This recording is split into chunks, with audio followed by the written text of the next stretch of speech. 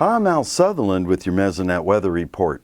Ada and Ardmore were racing each other on Tuesday and Wednesday to see who could score the highest rainfall.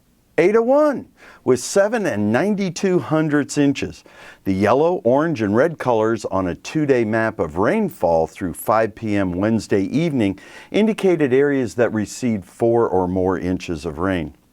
One of the interesting things about Tuesday and Wednesday's rain was the low wind speeds. At 10:30 Wednesday morning, most of the state had average wind speeds below 10 miles per hour, and winds were still light at 5 p.m. Wednesday evening.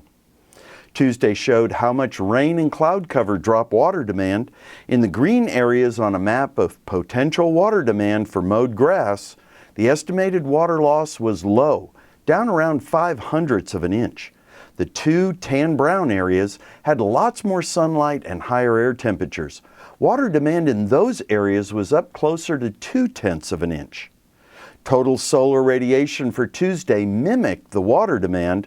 The highest sunlight was in the Panhandle and the far southeast. Higher sunlight, higher water demand. Here's Gary with a longer look at our rainfall. Good morning, everybody. I hope you had a great post 4th of July week. You probably got wet in most places.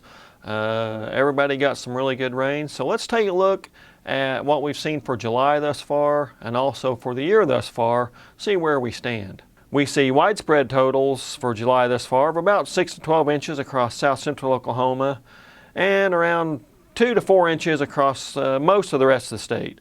So far, the statewide average for July is 3.13 inches. Now, normal for the entire month of July is 2.88 inches, so we're already above normal for the month. What about for the year? Well, when you look at the entire year thus far, you see totals go up to more than 50 inches in some cases.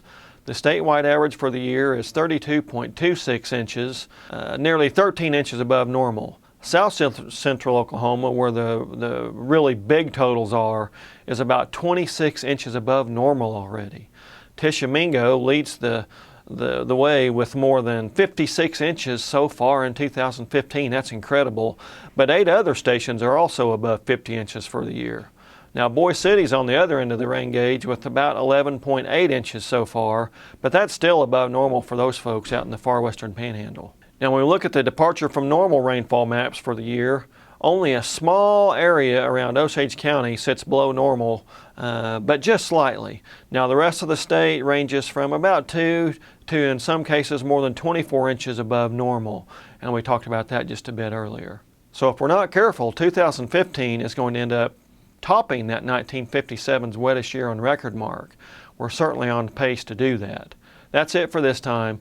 We'll see you next time on the Mesonet Weather Report.